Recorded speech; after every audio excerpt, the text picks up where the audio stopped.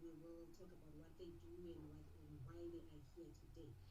But last month, the discussion was on social media and the effects of social media. So we then invited the youth that joined on that live to suggest topics that they feel are relevant for them and that they would like us to spend 2 minutes or just to open discussion and help each other. And so the issue of unemployment rated very high in the list of suggestions, which is quite a big problem in our country. And that is why we are here today to talk about unemployment. We are going to talk about, just to lay foundation, I will go a little bit into the statistics just to paint a picture of what the country looks like at the moment in terms of unemployment. And then we will talk a bit about the effects of unemployment, which I'm sure everybody is aware of. And then we will talk about what the government is doing to assist the youth out there and what is the private sector doing. And that is where the two ladies will come in.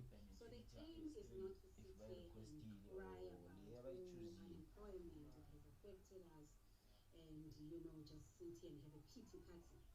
We are not trying to have a pity party. We are trying to come up with solutions. We are trying to come up with, shining a light onto what resources are out there, because someone is sitting at home not knowing what do you do, what steps to take, and they are unemployed maybe for a long period or a short period, it doesn't matter. If you are affected, this is the session that you should attend. And we would love to hear from you, so I would love to invite comments from people who have anything to share, whether you have information to share with the others, or you want to talk about your own story, whatever it is, or you want to point us in the right direction. We'll be more than happy to hear from you. So let me talk a little bit about the statistics, just to paint the picture of what it looks like currently. So according to Stats South Africa, the unemployment rate has increased, or it increased again in the first quarter of 2021. I'm sure we are not surprised.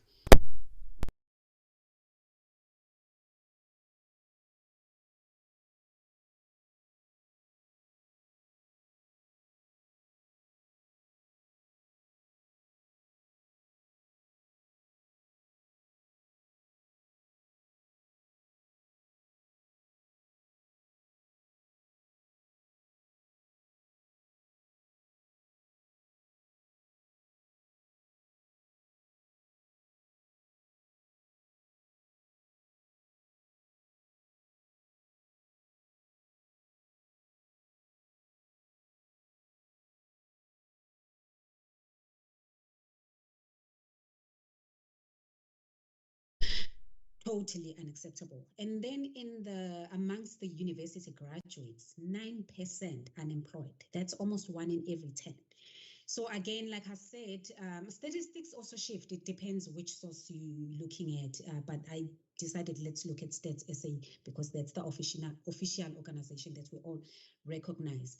But I mean, estimates change all the time. The bottom line is it's unacceptable. There are so many people out there who are unemployed currently. Over 3 million jobs lost due to COVID, and 2 million of those were lost to women.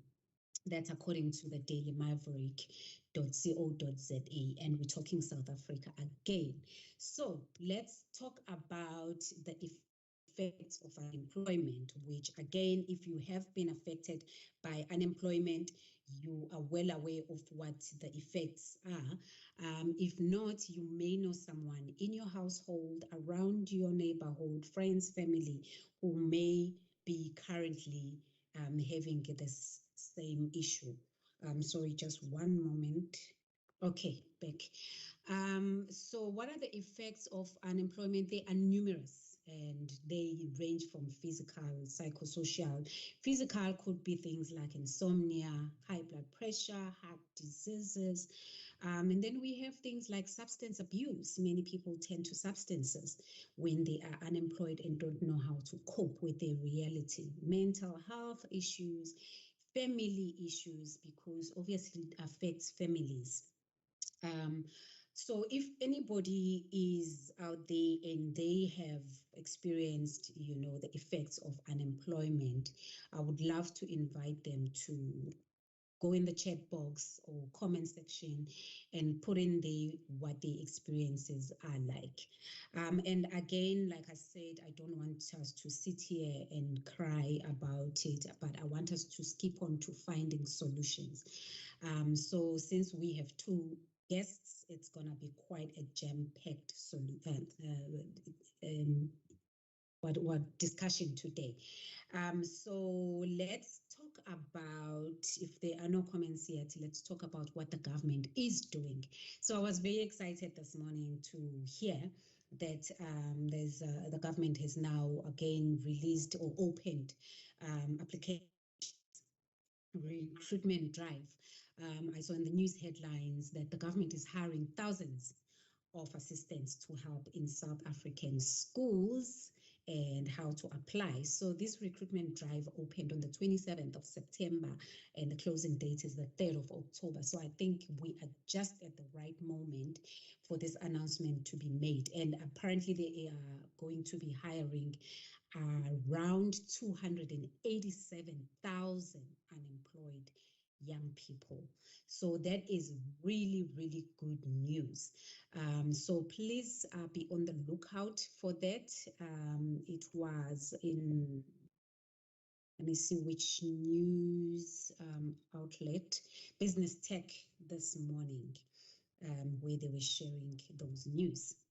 So other than that, I also wanted to talk about the fact that in the 2020 State of the Nation address, President Cyril Ramaphosa announced the Presidential Youth Employment Intervention.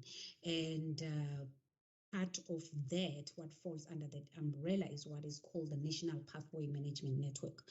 And the aim of this network is to provide young work seekers with a range of support, including training for work readiness. This network is made up of 8 different departments, but it's led by the Department of Labor to form a network that will support young people to find a pathway into the economy. So I'm happy to share those news because it shows that the government is trying to do something about that.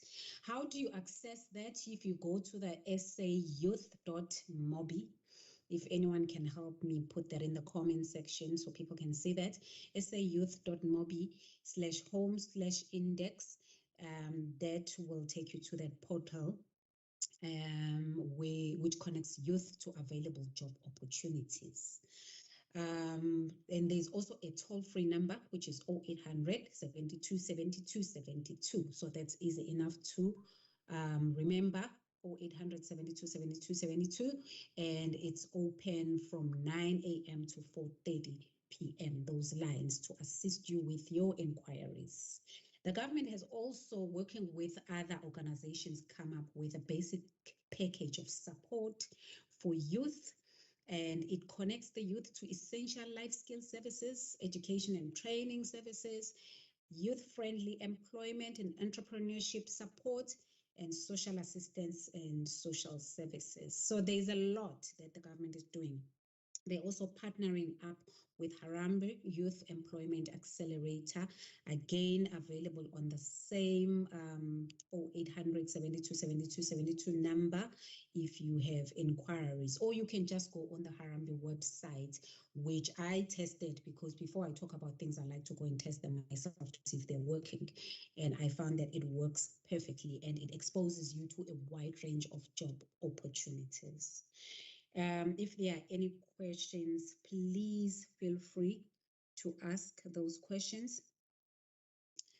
If not, I'm gonna carry on. UCT, University of Cape Town, also has a portal that they have put in place, which shows basic services such as healthcare facilities, learning institutions, and labor centers that are relevant to young people in this country. There's information that is mapped on the portal that can be used to guide young people who are not in education, employment, or training, which is another marginalized section of the country, what they call the NEETs, and that stands for not in education, employment or training. So it's a certain slice of the community or the country that is marginalized.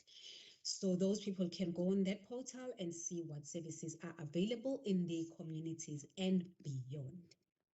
So it also helps them identify gaps in the profile of young people in a community, and what services are available.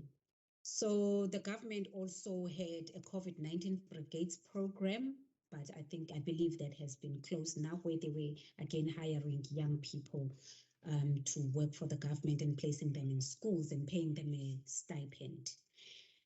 Operation Vula is another one, and under that there's the KZN Youth Empowerment Fund, which is aimed at assisting deserving young people between the ages of 18 to 35 to kickstart and grow their own businesses.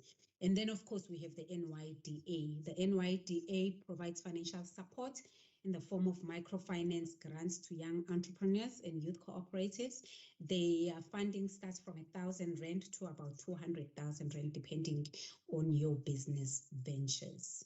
And again, if you go on the NYDA, https://erp.nyda.gov.za, there's tons of information that is available on that website. So at this point, I'm going to pause for breath. I've given so much information. I feel like I need to take a break. But I want to invite the two ladies, if there's anything else that you are aware of that the government is doing for youth, either youth that are not in education right now or are sitting at home, or the youth that are currently in the process of getting their degrees or their diplomas. Anything at all that you are aware of that the government is doing that you can maybe share with us?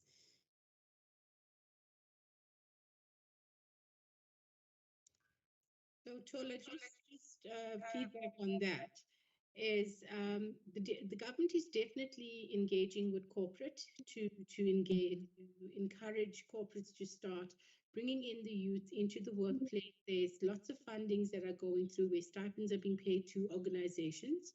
When I speak a little later, I will give a brief overview of what happens. I mean, we partner with the CETAs with regard to our internship program. And a lot of organizations are engaging in that because we do believe that working with the government, working with like-minded people will help reduce the unemployment rate. And everybody is needs an opportunity for growth. Yeah. And so the government is very pro that because, I mean, they do believe, I mean, when it comes to funding for bursaries while they are studying, and then they understand that, yes, you've got a qualification, you have that piece of paper, you now need to activate it. And by activating it, they need corporates to help them with that. So there's a lot of support that's coming through from the government. You just have to comply with all the requirements, and organizations can register with the various CETAs to get funding so that they can increase increase the employment of youth and reduce the unemployment rate. Yeah.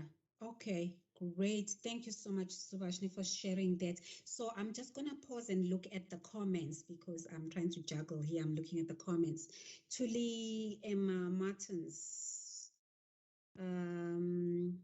Okay, she was just saying, Subhashni, we are here watching with you. Nompumelelo Kanyile has asked that we repeat where they announced where they will be hiring. Oh, for sure. I would love to do that. It's on Business Tech this morning. Nompumelelo, businesstech.co.za. Unfortunately, I cannot copy and paste right now because I'm working on two different platforms. But if anybody can maybe look it up in the PPS team, businesstech.co.za, under news, it's one of the headlines. Government is hiring thousands of assistants to help in South Africa's schools. And here is how to apply. Please post that for us in the chat section. Nompumelelo, let us know when you've got the information.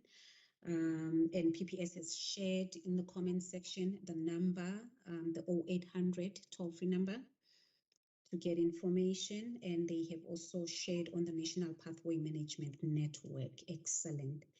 Thank you so much. Let me know if I've missed anything. So I would love for us to turn our attention to the private sector to see what the private sector is doing. And I'm going to start with Usis Innocentia. But before Innocentia speaks, let me introduce her. I'm very excited to introduce this young lady. So Innocentia is I'm older than all of you here. That's why I call you young lady. Innocentia Mahlangu is a project manager and civil engineer at Hatch. She's got an MS degree in civil engineering. Innocentia considers herself as a champion for gender diversity and inclusion, especially pertaining to the engineering sector. She serves as the Diversity and Inclusion Champion for the South African Institution of Civil Engineering, SAIS, the largest association of civil engineering in South Africa, where she advises on diversity and inclusion issues as it pertains to civil engineering. She is also the chair of education and training at SAIS and serves on the organization's executive board. Additionally, her passion for mentoring women has resulted in her founding a non-profit organization, She Engineers. I love it. Due to the realization that women remain underrepresented in engineering careers. Again, please help us put that in the comments section. She Engineers and size information if possible, so that people can see where to contact Innocentia. Innocentia has been recognized both locally and internationally. So she is, quite top notch. That's why I'm excited. She was recognized by the Mail and Guardian as one of the top 200 young South Africans in 2018. This is very exciting. I feel like I'm in good hands here. So she's got many, many other awards, but that's the one that I got tickled when I saw that. So welcome, Innocentia. I am so excited you are going to talk to us about what you guys are doing at SAIS. Over to you, sis. Thanks, Thola, for that great introduction, and thanks to PPS for inviting us today as SAIC to be part of this very important topic. The issue of unemployment touches all of us, and it cuts across all our different industries. And part of your introduction, you already alluded to the fact that there needs to be a partnership between public and private and all industry association in solving this problem. And that's where we feel as SAIC can fill that gap as well, being a member-based organization or association. So thanks for having us today. So in terms of the South African Institution of Civil Engineering, as you've mentioned, we are a voluntary association for the civil engineering profession in the country. Currently, we have just over 16,000 members, so it's quite a big group. And really, our mission is to advance the industry, provide expand professional knowledge, improve the practice of civil engineering, offer training, offer networking opportunities for our members as well, and advocating for the industry. We also have linkages to institutions of higher education through our student chapters. We're present in the major universities higher education institutions.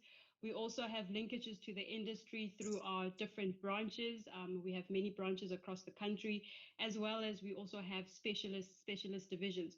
So we are looking to be present across the whole value chain of the civil engineering profession, be it from tertiary level to then the industry as well. We also do have some initiatives at high school, in high schools as well. So the issue of unemployment is really concerning for us as well. And we're also concerned with the high rate of unemployment. It actually affects our technicians, our technologists, and engineers as well. You'd think as a person that has the degree, you can easily get employment at this stage, but that's not really the case. So we see a lot of graduates as well being unemployed in the industry. And that's partly because of the slowing economy. and some of the challenges regarding lack of investment in infrastructure development as well. And because that has slowed down due to COVID, we young graduates are actually finding a challenge in finding employment. So we recognize that this is quite important, and we have a number of initiatives that we're running with to our young members, to provide access as well as to upskill. I think that those are two important points as well, in when somebody's looking for employment as well. And these models that I'm going to talk about today is they cut across different industries as well, and they can be replicated by other industry associations. The fact that it's being done by the South African Institution of Civil Engineering doesn't mean another organization can't do the same to provide similar type of access to other graduates that are unemployed in the specific industry. So I'm going to talk about maybe 3 or 4 initiatives that we're currently doing. The first one is called what we call SAICI Connect.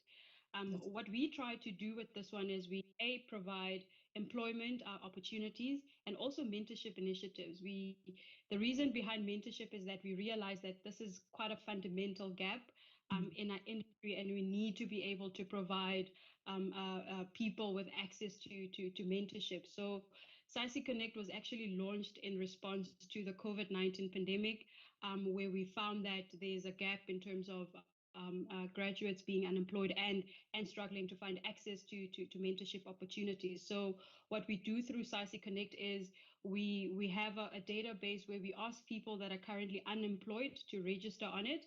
And we also then approach, or we also engage with corporates or recruiters that are looking for actually to hire or recruit people. We give them access to this database to say, we have this number of civil engineering professionals in the industry that are unemployed. You're looking to hire, consider hiring from this database. So it's almost providing that central point where you're pairing, where you're fulfilling different needs, somebody that's looking for employment and someone else that's looking for people to hire. So we're providing that access.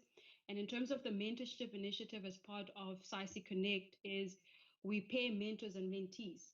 There's a lot of people that are looking to mentor other people, but they don't even know where to find them. So what we're doing is we're providing access to say, if you're a mentee and you want a mentor, register on this database, and then for somebody that's looking to provide mentorship, register as well, and then we pair them. These initiatives are fairly new. It hasn't been going on for years, but we see it as something that will really grow in leaps and bounds as time goes on. So in terms of SAICI Connect, it's available. Information is available on our website on saici.org.za. You can also email connect@saici.org.za if you want more information on that particular initiative.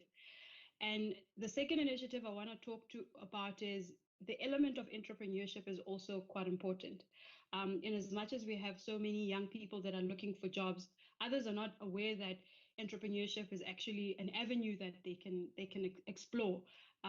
By becoming an entrepreneur, you actually create employment for yourself, but you also open up the door to employ other people as well. So we also want to actually really emphasize that it's important as well to maybe look for other opportunities to start your own business. So what we as SAICI are doing is we have this youth entrepreneurship initiative where we have partnered with Modville, a business strategy company, to offer entrepreneurship to unemployed graduates. And the focus is unemployed graduates. We have negotiated a fee for the training. The challenge is that seeing that we are targeting unemployed graduates, they don't have the funds to actually enroll in the training. And what we're doing now is we actually looking to partner with any organization that is willing to contribute financially to assist us to actually take in people to offer this training. And really the call is for any organization that wants to contribute through their training, annual training spent to contribute to this, and then we will onboard unemployed graduates. We'll offer them the training. We'll help them as well to shape their business idea as well, and any support that's needed. And the model of that we are adopting here is anybody that goes through this training, that's now funded to go through this training, as they start building their business and as they start as the business start picking up, we encourage them to pay it forward as well, to say, let me just fund one person that to actually get this training, since I've benefited from this training. Again, this is also a fairly recent initiative, but again, I'd like to emphasize that we are looking for partners as well to help us actually achieve this vision of ours. So that's the second initiative, and we also have a number of student and young professional drives. We do webinars as well, where we provide information about how can you upskill yourself. Networking is becoming a bit of a challenge, given that we're all working virtually as well, but we do provide virtual networking opportunities through our different events as well. Sometimes you might need access to a person that knows of a job, and that's why the element of networking is quite important for us as well. And we recently did what Patch and Pray webinar on maintenance strategy. We also have an upcoming webinar on Thursday. It's called the ethical DNA of a civil engineer. So we encourage people to get involved in the industry, really expand your network, build up that knowledge base or that information base, and it really gives you different touch points to access information about employment opportunities. We also have the SAICI Young Members Panel. They're quite active with linking to our student chapters, to young professionals as well in the industry. They also have a different a number of initiatives. In July, they hosted a roadshow event, virtual event, which was targeted at universities of technology, where we provide them with information regarding the industry. Where can you access certain information, and really, who do you go to when you need certain type of information. We've also hosted a CV and interview prep webinar. We realized that some people that are looking for employment, they don't even know how to draft a CV. They don't even know what to expect. That's one of the initiatives that we were driving as well through one of our divisions. And our SAICI Young Members Panel also has a WhatsApp group where whenever somebody picks up job opportunities, they would share that in the group, and then it just spreads like a wildfire, where you share that information with whoever is in the group. Yeah. So those are just some of the initiatives that we're running with, and we really hope, through the small steps that we all take, it'll really go a long way in providing access to our unemployed graduates. Thanks, Thola. That's amazing. Thank you so much, Innocentia. It sounds like SAICI is doing quite a lot. But I mean, as you did say in your intro, that it doesn't mean that other career fields cannot replicate what you guys are doing. Just because your focus is on engineering doesn't mean it can't be done by others. But you guys are doing quite a lot, and really that is appreciated. So if you don't mind, just repeat. So before you repeat, this whole information that you've presented to us now is available on the SAICI website. Can you confirm that? So not all of it is available through the SAICI website. The SAICI Connect one is available. And if anybody needs more information on any of the other initiative, they can contact us at membership@saici.org.za. Okay, that's what I was going to ask you, if you can just repeat where people can connect with you guys, and where they can go to get all of this information. Awesome, great stuff. Thank you so much. I will come back to you if there are any questions. I will also check just now on the comment section. But before I move on to Subhashini, let me just see if there are any pressing questions. Okay, we've got the She Engineer information, She Engineers.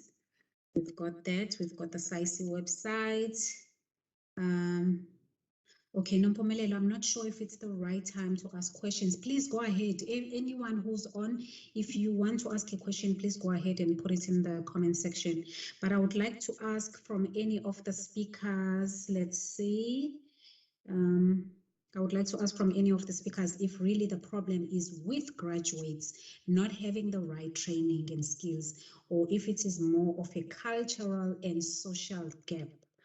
I've heard that many graduates or young people are not ready for the workplace, but is that not based on social exposure as compared to reducing it to not having the right skills? So what do you guys think? Did you get the question? Yes, I did. Okay. Okay. In a sense, you want to do it because I was going to respond as well. So I'm sure we all have our. No, sorry. So just I was gonna ask for Thola to repeat the question because I just missed certain parts of it. Okay. Yeah, I'm happy to. So she is saying, I would like to ask from any of the speakers if really the problem is with graduates not having the right training and skills, or if it is more of a cultural and social gap. I've heard that many graduates or young people are not ready for the workplace, but is that not based on social exposure as compared to reducing it to not having the right skills? So she's wondering if it's a skills problem or if it's more of a social cultural issue when the people say that graduates today are not ready for the workplace. Okay, Thola, I'll respond to that. So I think we should not put a blanket approach on whether a graduate is ready or not, be it their skills, be it their social background. It is up to each individual to identify what are their development areas and what do they need to work towards so that they would be able to be easily integrated into the workplace. That is why I always encourage graduates that come out of university, you have the book knowledge. We have programs available. So we need, if you go, programs available in corporate, in government, I mean, the offerings that you've just mentioned that they're willing to give the youth more, there's over 200 vacancies for the youth. And these programs, it might not be directly aligned to what you qualified, but it's going to help you activate that piece of paper that you have achieved by getting your qualification. It's working with like-minded people, working with corporates, partnering yourself with individuals in an organization, in your community, to help develop you so that you would be able to be integrated into the corporate world. Do not say that I come from a socially disadvantaged background. That is the reason why I'm unable to be successful. No. You've got to be able to say, what do I have to do as an individual to make a change and a difference in my life so that I can make a difference in my community and for my family? So do not I always say, don't have a blanket approach on what's out there. Look at, if you're looking for self-development, look within yourself. What do you need to develop on? Where are the gaps that you have identified for yourself so that you can take it forward and learn? And therefore, I encourage the youth, go for the learnerships, go for the internship programs, go for opportunities where there's development. It might just even be a community service that you're doing. That is part of your development. Yeah, I love that because, I mean, it also means being very honest with yourself, you know, and not saying, well, I've got my degree certificate now, so now why won't people, you know, employ me? When you haven't really, as you are saying, looked at the whole picture, you know, in terms of how you develop yourself fully as a person. So it's not enough, I think, from what I'm understanding from you, it's not enough to have a piece of paper, but you need to be kind of almost like an all-rounder, being, you know, be well developed all around. So for instance, you've got your degree certificate, but you don't have a driver's license. This is something that I'm just thinking top of my head. And then you don't get the job because you don't have a driver's license, and you're like, but I have my degree certificate. So it's things like that. How can you be more of an all-rounder? So let me get the skill maybe while I'm at home. And again, I'm using driver's license. I know it's super expensive, but this is just something that came into my head. While I'm at home, and let me volunteer maybe at a youth center and get some people skills in the process, you know. And it's also the same story of when you looking for a job and they tell you don't have work experience, but no one will give you work experience. It's always that thing. So Yeah. you know, what can I do in If the I may, sorry, Innocentia, please go ahead. Go ahead. yeah, if I may come in, just two points in relation to that. So there is a macro problem where the number of graduates that are being fed into the market, we don't nearly have enough opportunities to absorb all of them. Yeah. So we won't underplay that. The fact that our economy, what's happening now in the context of COVID, there's been decline in investment, which affects many of the sectors. Other companies are actually having to unfortunately let people go. So the different industries are suffering. So it is quite a difficult time. And I only emphasize that because if somebody's sitting there and they're saying, I'm not finding a job, is there something wrong with me? Rather try and view it in a bigger context that, you know, a lot of people are suffering and it actually is a difficult time in our country now. But that's not to say that we don't keep moving.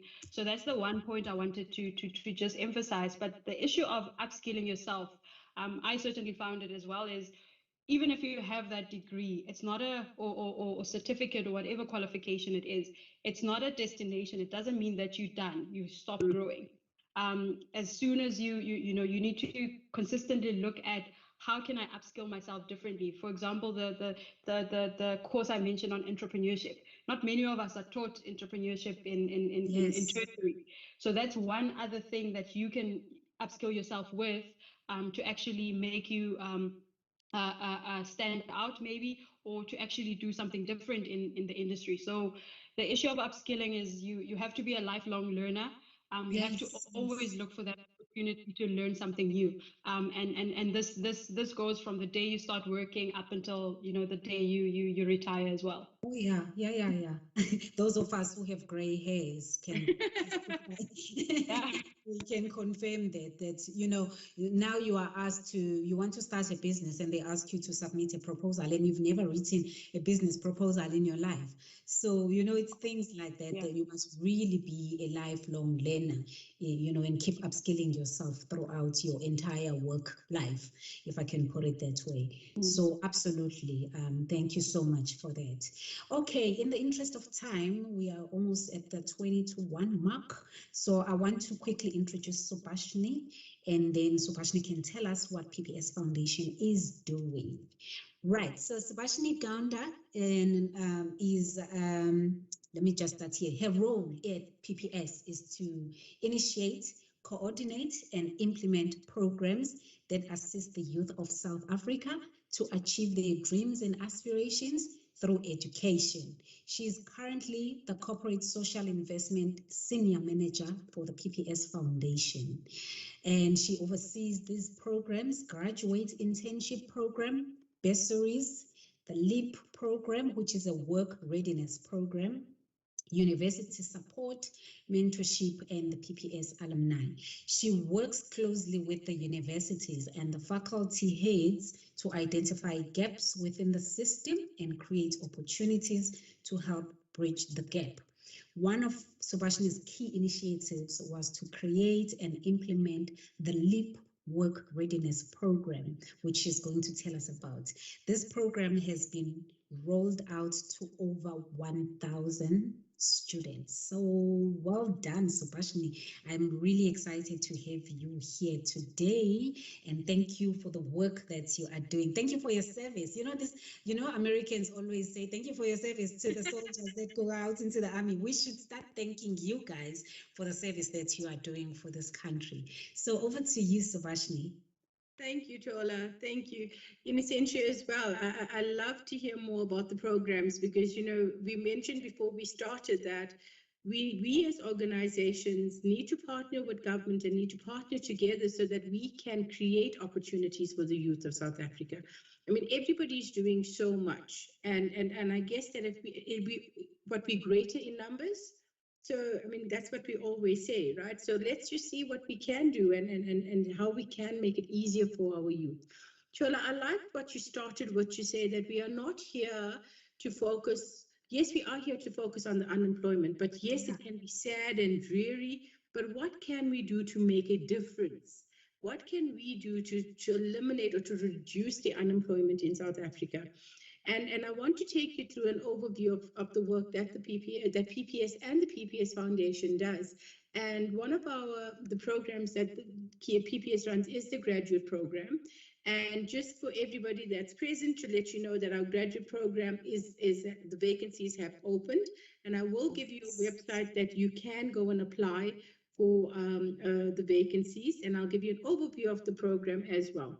So we started the graduate program in around 2015, and to date we've taken over 140 graduates into PPS. It's quite a robust program, and we distribute all graduates that come into our environment into the different departments within PPS. So regardless of what qualification you have, it does not mean that PPS is a financial institution that we will only take financial students or graduates. No. We have graduate programs, and we have graduates sitting in our IT department, in our HR department. So regardless of what your qualification is, there are opportunities out there.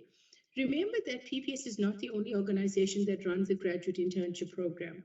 You go and register, go on Google, on Google. All of you know the internet, and you'll research better than all of us. I mean, Thola didn't mention age, but we're not going to talk too much about that.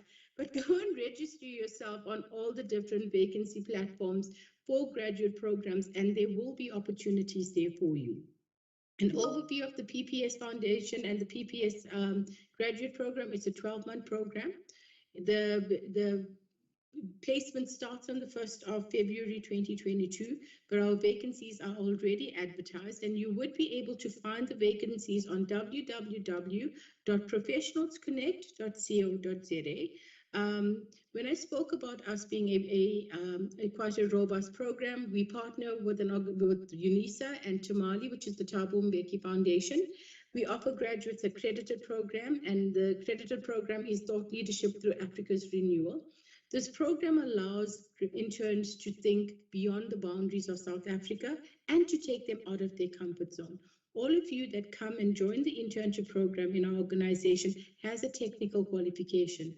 We now give you a qualification in leadership. So you take accountability for the future development of our country and this continent.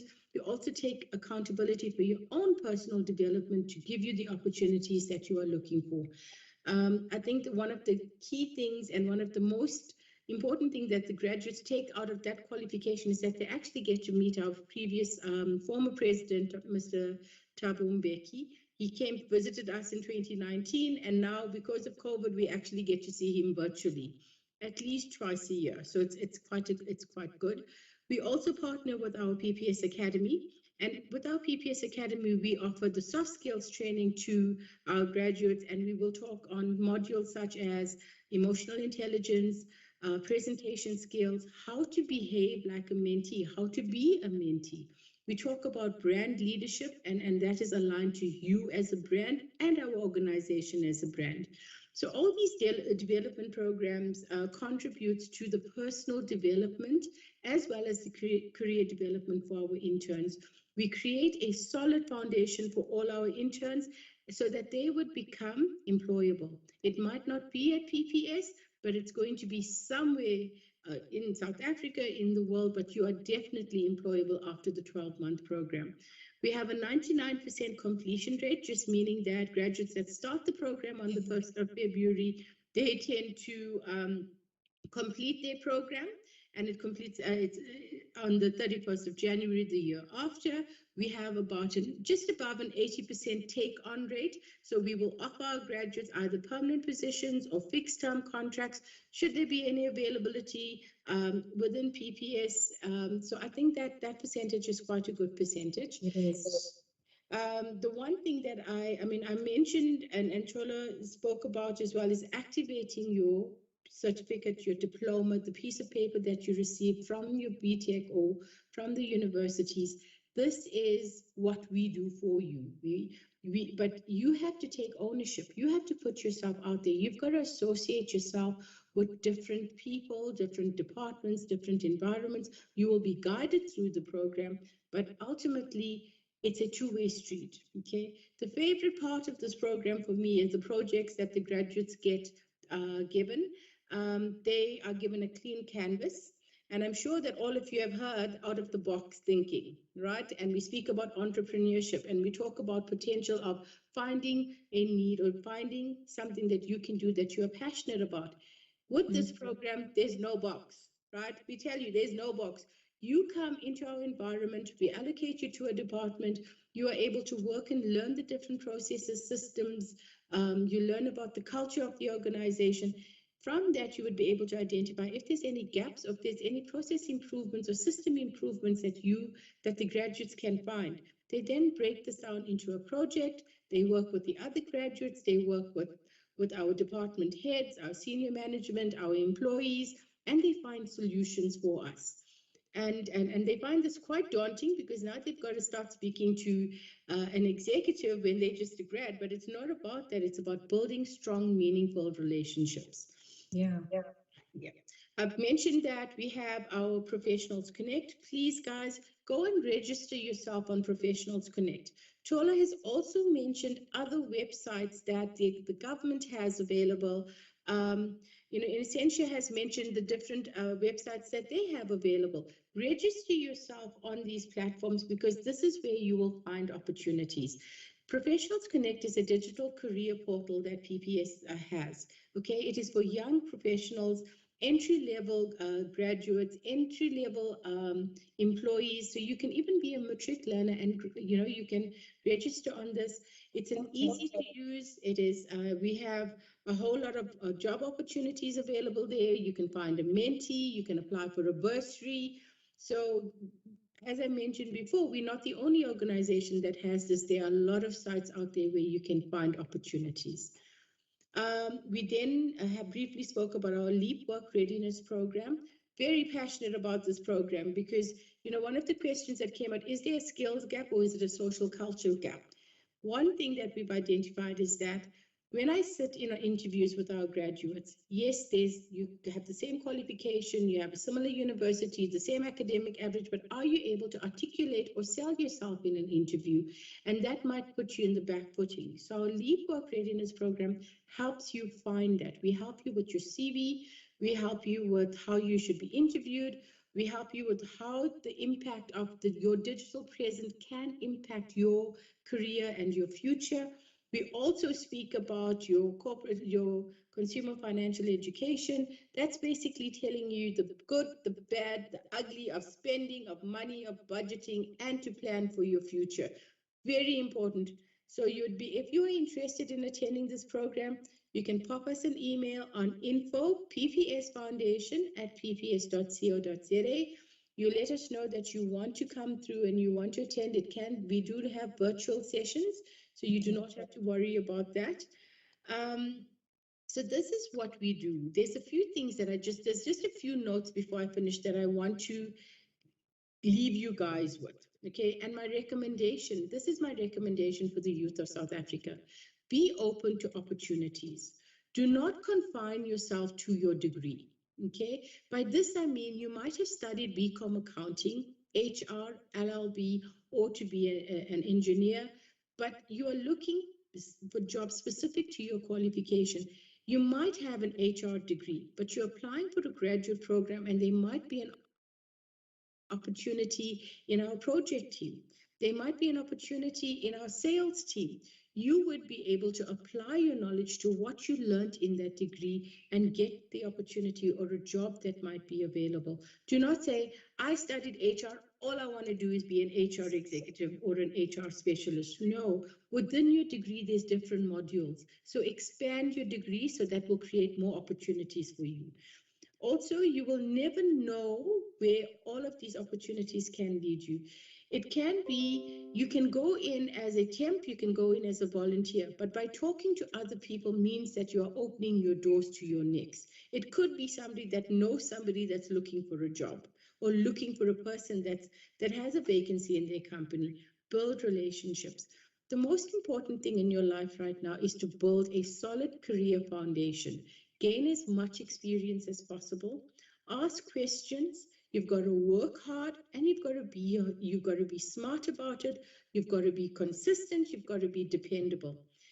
In a sense, you mentioned is that you can start a business while you're waiting. You can go and sell products. You can, if you like Avon products and that's a makeup product, go and sell it, because if you use it, you can vouch for it. You're talking about what you're passionate about. I had a guy that used to sell biltong, and because of him being able to sell biltong, he built relationships. He found out about our vacancies. He applied. He got the job. Okay, volunteer in your community. Seek meaningful relationships. You will not always know who is listening and who is looking. Okay, go out of your comfort zone. Speak to your people. Build a strong network. Opportunities can be closer than you think. Opportunities come with your friends, with your neighbors, with your family, with your community. Okay, these are the people that can help you find your next. Do not think it's the corporate or the person that's sitting on the other side of that desk or the confines of an organization. You will get there when it's the right time, but you've got to be able to work with the people and the individuals that are in your life currently. They will help you get to where you need to get to. It's a community. Build a strong community. Oh, wow. Thank you so much, Subhashini. I love that. Consistency is key. Guys, looking for a job is a job in itself. I know. And I was saying, so when I say I know, because I have experienced unemployment, and I, with a master's degree in psychology and all of that, I know what I'm talking about. And I said to a friend of mine, isn't God's humor weird that he would ask me to speak about unemployment when I have experienced it myself? And I'm sharing this because sometimes, someone on the other hand is listening and saying, oh, well, they're sitting pretty in their offices and they have jobs. And so that's why I'm sharing this with you, that I know personally what it's like to be unemployed as a graduate. So we are talking about things that we have experienced ourselves, or things that we've seen. The other point I wanted to hop on, which you mentioned, Subhashini, is the importance of getting yourself work readiness skills, if we can put it that way. And I think Innocentia mentioned that as well, the importance of getting those skills, because again, in my previous job where I used to sit through so many interviews, interviewing young people coming into the organization, and I've seen this, that sometimes it's not even about the piece of paper. Someone walks into the interview room and they are confident as ever, and that person gets the job. Meanwhile, it's just because they were confident and they were speaking beautifully, they were expressing themselves. And they got the job. So you have to work on those things, build up your confidence, and your confidence is going to come through, arming yourself with the skills, polishing your CV, so your CV is looking good, you can speak well, when you are asked to present, you can present well, all of those things. And again, the importance of building collaborations, partnerships with other people. So, Prashni, you mentioned this, it's important. I remembered when you were saying that there's a saying that says it's important it's good to have friends who mention your name in rooms that are full of opportunity. So you never know. Network, guys, but be consistent. It's not gonna fall on your lap. A job is not gonna come knocking on your door and saying, here I am. Are you looking? I heard you looking for me. You have to keep at it. You have to. But also the other very important thing is that sometimes people don't get access because they just don't know where to go, where to look. And this is what today's seminar was about, really. I mean, I'm calling it a seminar, but this discussion, it was about exposing you to those opportunities, to say, here is where you can look. You can go on the NYDA portal. You can go on Now Business Tech or whatever, the government has just announced. You now know Innocentia, SAIS, look it up. If you are an engineer, a graduate there, and you're sitting there with your degree and you're desperate, now we've opened that line for you to say, go and have a look at this. PPS Foundation is open to all types of graduates, not just engineering, so you're not specific to an industry.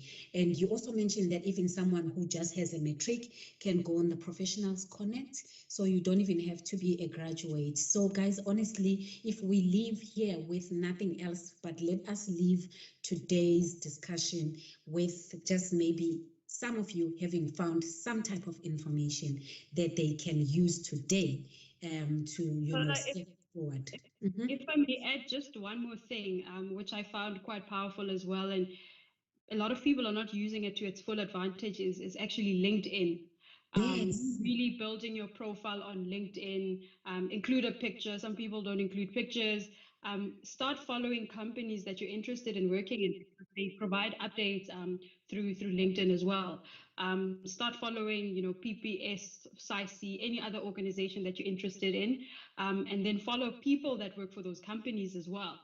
And you'd be amazed as you build your online network as well. Information, you'll see the flow of information every now and then. I think it's quite a powerful tool that's really accessible to anyone that's looking to build their professional network. I'm so glad that you mentioned LinkedIn. Thank you so much. Because LinkedIn, I think, had a bad rep. I think people thought it was for old people. It's it's Facebook for the Instagrammers. It's Facebook. but LinkedIn, people thought LinkedIn was for, the old fuddy daddies who are, the professionals. And I mean, I must admit, even I myself only went back to it now. And I was like, okay, I need to polish my, once I started my own business, I was like, okay, let me polish my profile. And I'm still learning. And I even attend seminars on how to use LinkedIn, to your advantage, how to polish your profile, what to say, how to, comment on other people's, just to put your name out there and be visible. So guys, please do not look at LinkedIn as an old people's thing. It is really hip and happening now. And your next job might be sitting on LinkedIn as we speak. Okay, guys, let's wrap it up. We have 3 minutes before 1 o'clock. Any last words, anything? And please, if there are any last questions, comments, I'm checking the comments section as well. I don't see any questions. But last words, Innocentia? Anything that you maybe didn't mention? Yeah, so the other initiative that I'm involved with is we founded a nonprofit organization called She Engineers, where you mentioned it in the intro, where we try and provide mentorship opportunities for women in engineering. Again, I mentioned the importance of having access to mentors as you build your career. The mentorship relationship as well can give you access to potential employment opportunities as well. So I am running with that initiative as well. But in terms of just final thoughts, I just want to encourage whoever's looking for employment right now. It is a frustrating process, but really keep going. Your breakthrough will come. Use the internet, use your phone that's at your disposal. Just search look for those opportunities, and really I encourage you to keep going no matter how hard it gets. Thank you. Thank you so much. And some of those government opportunities, by the way, are available data free, which I like, because it's their way to make sure that it's easily accessible to everyone. And I'm mentioning this because I know, again, someone who's sitting there thinking, you need data again to access these things. The government is really trying to make them as easily accessible as possible. So Subhashini, any last thoughts, words? Yeah, no, I just want to wish all of everybody, everything of the best. The opportunity will come there. I hear a lot of comments from the youth to say, I've applied for so many jobs and they're just not even getting back to me. They are not even saying yes, they're not even saying no. Do not lose hope, okay? If you have applied for many jobs and you are not getting a response, go back to your CV. What is it about your CV that is not attracting the attention of the recruitment people? Okay. Did you check your spelling? Did you check your contact details? Is your email address correct? Is your spacing right? Is it 100% correct? Because you remember that is the first impression of who you are. Yeah. So go back. Do not blame the organization. Look at your CV. Get someone else to review your CV. There's so many free templates out there that you can recustomize your CV, and that will open doors for you. and look at it and join the work readiness programs that are available to help you through the step-to-step guide and for your success. And know that you will be successful. You have people that are rooting for you. You have organizations that need your skill. We are here to help you, but it takes two hands to clap. So come, let's clap together. Thank you so much for that. And yeah, very important point that you mentioned about checking the spelling and the grammar and all of that. People take those things for granted, and it's the first impression that you make. As a former school teacher myself, if I see something with the wrong grammar or spelling, I get annoyed immediately. So there are other people like me out there who are looking at your CVs and they're like, oh, and then they toss it. I don't know. So please get a second pair of eyes to have a look at your CV and give you positive feedback. And yeah, I think we should bring this to a close. There are no more questions. Thank you for the informative session. Thank you, Dylan. Thank you to you. Very insightful. Thank you, Lurianda. And thank you to everyone who has joined us today. We hope this was very helpful to you. It was helpful to me as well, and I'm sure to my fellow presenters, guests today. And we shall meet again in a month's time, where we will be looking at depression and suicide, which is another hot topic, very important, and we'll discuss that on the last Tuesday of October. So thank you, everyone. Thank you so much, Subhashini and Innocentia, for your time, and